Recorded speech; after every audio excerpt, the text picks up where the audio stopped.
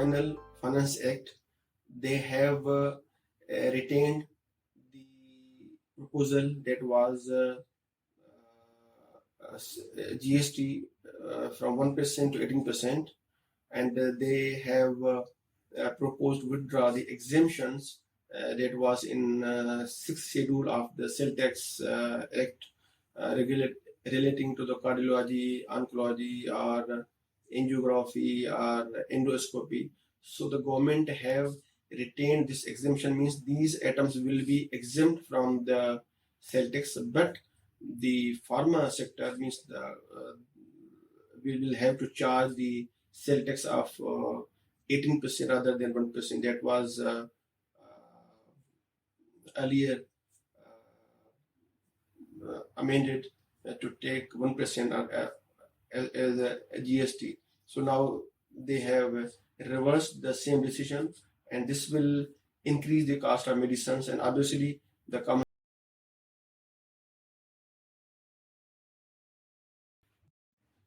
Another amendment that was proposed by in the finance bill that were relating to the export tax on exporters, whether they were direct or indirect. So they have retained, as was proposed, the tax advance tax under section 147 and the minimum tax that is being withheld by the banks, and they retained the change of the tax regime.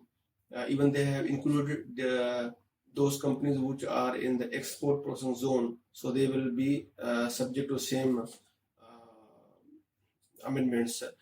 By virtue of these amendments, now the exporters has to maintain the record and everything, and the FBR can ask, and this proposal or amendments that have been approved now will have not a positive impact but maybe have negative impact, because the exporter will be discouraged, and even the government should have to encourage and to give incentives.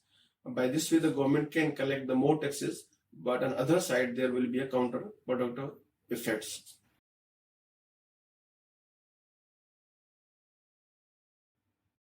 Government have finally approved the tax on the developers and builder and developers. They have to range of 10% to 15%. It depends on whether it is a construction or open plots. So they have added the tax on the builders. So that will badly affect the real estate sector, even though the government have a good opportunity to get the more taxes from this sector by reducing the tax. But unfortunately, the government have imposed more taxes, and now they have classified 10, 12, and 15% rate of taxes that will be charged from the builders.